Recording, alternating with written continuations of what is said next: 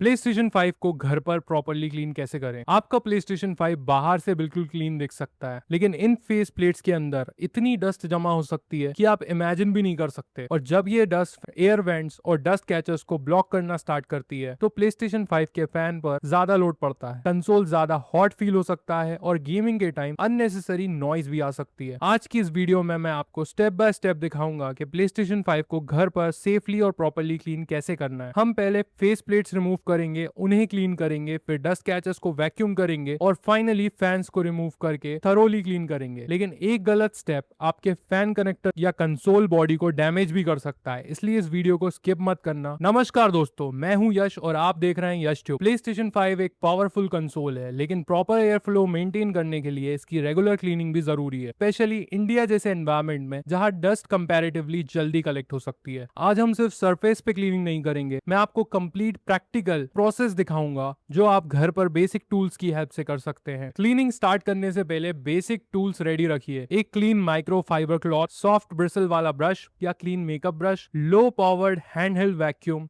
और T8 security talks screw driver. एक small container screws रखने के लिए, कॉटन बड्स ऑप्शनल है और थोड़ा सा पेशेंस। मैं कंप्रेस्ड एयर का एग्रेसिव यूज रिकमेंड नहीं करूंगा, क्योंकि गलत डायरेक्शन में एयर ब्लो करने से डस्ट कंसोल के अंदर और पुश हो सकती है। और वैक्यूम भी फुल पावर पर यूज नहीं करना है। हमें डस्ट रिमूव करनी है, कंसोल के डेलिकेट पार्ट्स को पुल या डैमेज नहीं करना है। वाटर, सैनिटाइजर, ग्लास क्लीनर या वेट क्लोथ्स कंसोल के अंदर बिल्कुल भी यूज मत करना। सबसे पहले और सबसे इंपॉर्टेंट स्टेप है कि PS5 को प्रॉपर्ली शट डाउन करना है। जब PlayStation 5 की व्हाइट लाइट कंप्लीटली ऑफ हो जाए, तब रियर साइड से power cable, HDMI cable, LAN cable और बाकी सभी एक्सेसरीज डिस्कनेक्ट कर दीजिए। अगर आपने अभी PS5 पर गेमिंग की है तो कंसोल को तुरंत ओपन मत करिएगा, उसे अप्रोक्सीमेटली 20 से 30 मिनट तक कूल होने दीजिए। क्लीनिंग के लिए PS5 को एक क्लीन, फ्लैट और प्रेफरेबल सॉफ्ट सरफेस पर रखिए। नीचे माइक्रो फाइबर क्लॉथ बिछा सकते हो, सॉफ्ट टॉवल रख सकते हो ताकि कंसोल पर स्क्रैचेस ना आए। अब हम PS5 की फेस प्लेट्स को रिमूव करेंगे।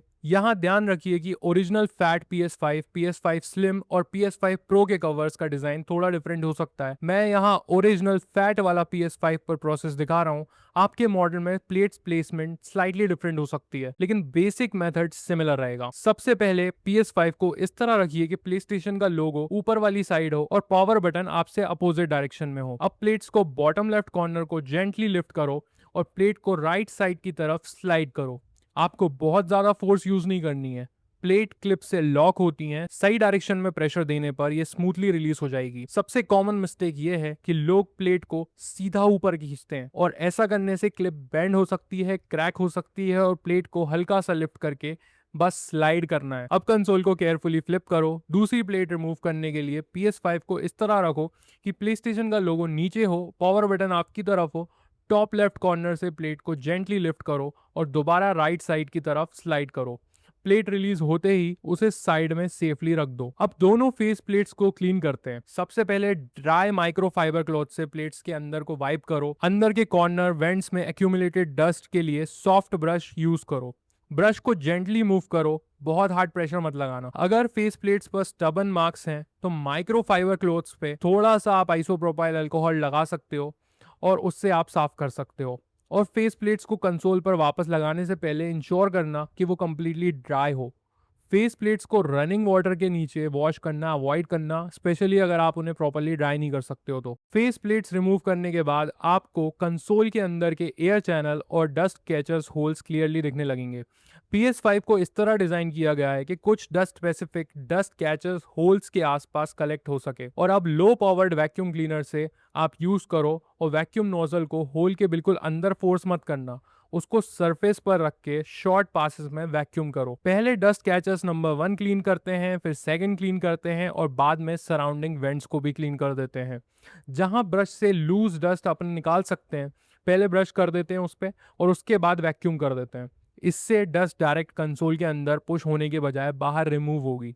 वैक्यूम करते टाइम कंसोल को शेक या एग्रेसिवली टिल्ट मत करना। वैक्यूम नोजल को एक्सपोज्ड सर्किट या कनेक्टर्स के डायरेक्टली कांटेक्ट में मत लाना। रियर एयर वेंट्स को भी लो पावर्ड वैक्यूम से क्लीन करना। कंसोल के फ्रंट USB और डिस्क ड्राइव ओपनिंग के अराउंड सिर्फ ड्राई सॉफ्ट ब्रश यूज करना। वैक्यूम नोजल या कॉटन बड्स को डिस्क ड्राइव के अंदर मत डालना। फैन कवर और स्क्रूज को रिमूव करना। अब आते हैं मेन क्लीनिंग पर PS5 के फैन को। फैन की के ऊपर एक ब्लैक प्लास्टिक ग्रिल या फैन कवर होता है। मॉडल के अकॉर्डिंग स्क्रूज की नंबर और प्लेसमेंट स्लाइटली डिफरेंट हो सकती है। T8 security talks screw driver की हेल्प से स्क्रूज को केयरफुली लूजन करो। हर स्क्रू को रिमूव करते ही स्मॉल कंटेनर में रख दो।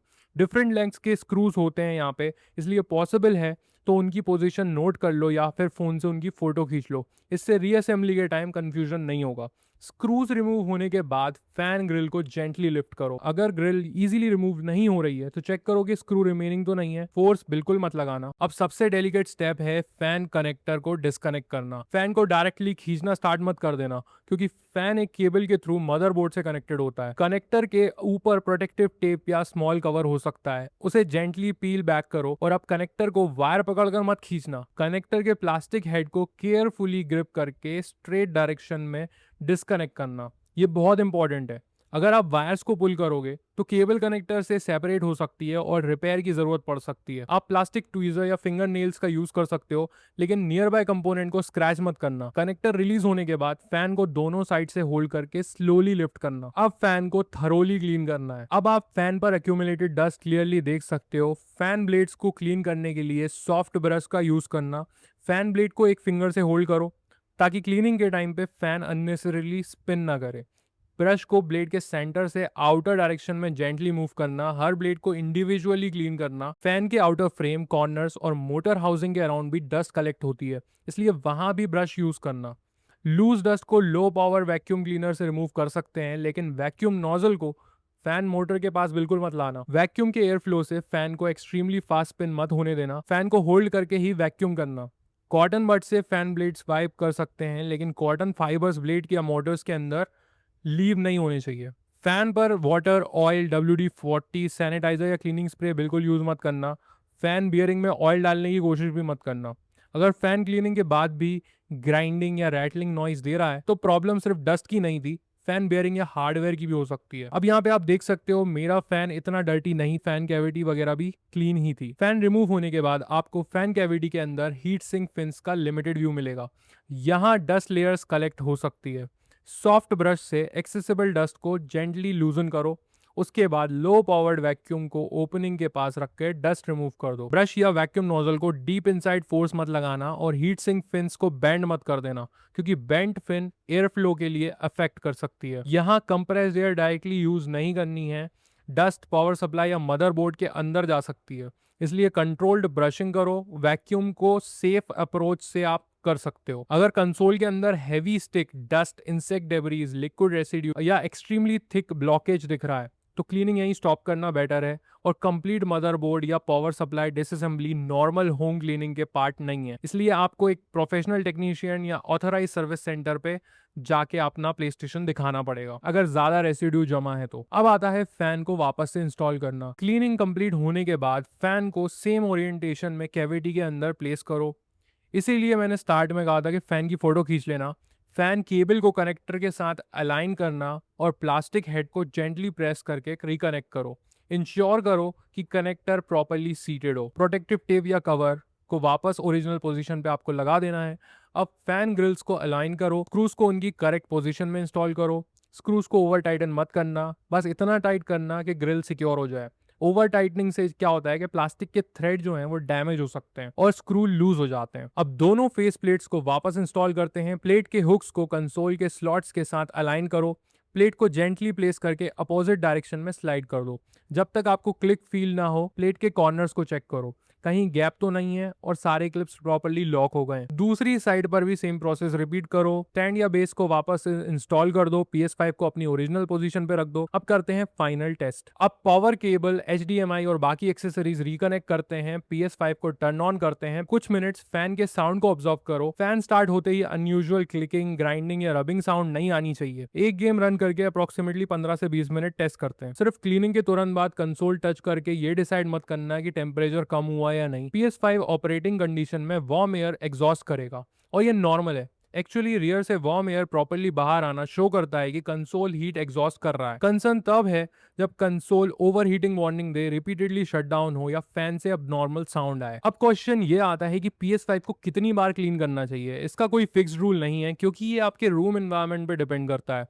अगर आपका रूम कंपैरेटिवली डस्ट फ्री है, कंसोल ओपन एरिया में रखा है और रेगुलर सरफेस क्लीनिंग होती रहती है, तो अप्रोक्सीमेटली हर 4 से 6 महीने में फेस प्लेट्स रिमूव करके डस्ट चेक कर सकते हो। अगर आपके घर में कंस्ट्रक्शन डस्ट है, पेट्स हैं, कारपेट है या कंसोल फ्लोर के पास रखा रहता है, तो इंस्पेक्शन और फ्रीक्वेंटली करनी पड़ सकती है। फैन को हर मंथ रिमूव करना नेसेसरी नहीं होता है। पहले डस्ट कैचर्स और वेंट्स को इंस्पेक्ट करो, फैन विजिबली डर्टी हो तभी डिटेल्ड फैन क्लीनिंग करो। वीडियो एंड करने से पहले कुछ मिस्टेक्स जो आपको बिल्कुल अवॉइड करनी है। पहली मिस्टेक, PS5 को रेस्ट मोड में छोड़ के क्लीन कर देना। दूसरी, फेस प्लेट्स को रॉन्ग डायरेक्शन में फोर्स करना। तीसरी, फैन कनेक्टर को वायर्स के साथ पुल कर देना। चौथी, फुल पावर्ड वैक्यूम या एग्रेसिव कंप्रेस्ड एयर यूज करना। पांचवी, फैन ब्लेड को क्लीनिंग के टाइम पे फ्रीली एक्सट्रीमली फास्ट स्पिन होने देना। वेट क्लोथ या क्लीनिंग लिक्विड कंसोल के इंटरनल पार्ट पर यूज करना। सातवीं, डिफरेंट स्क्रूज को मिक्स कर देना। और सबसे डेंजरस मिस्टेक, बेसिक क्लीनिंग के नाम पे पावर सप्लाई या मदरबोर्ड को कंप्लीटली ओपन कर देना। अगर आपको बेसिक फैन क्लीनिंग में कॉन्फिडेंस नहीं है तो सिर्फ फेस प्लेट और वेंट्स और डस्ट कैचर क्लीन करो। कंसोल को हाफ ओपन छोड़ने से बेटर है प्रोफेशनल हेल्प ले लो। तो इस तरह आप अपने PS5 को घर पर सेफली और थरोली क्लीन कर सकते हो। प्रॉपर क्लीनिंग से एयर फ्लो मेंटेन रहेगा, फैन अननेसेसरी डस्ट के अगेंस्ट स्ट्रगल नहीं करेगा और आपके गेमिंग सेटअप भी क्लीन रहेगा। और अगर आपको PS5 tips, hidden features, console care से रिलेटेड प्रैक्टिकल वीडियोस पसंद है तो वीडियो को लाइक करो, चैनल को सब्सक्राइब करो और बेल आइकन को प्रेस करना मत भूलना। तब तक के लिए बाय बाय, स्टे सेफ।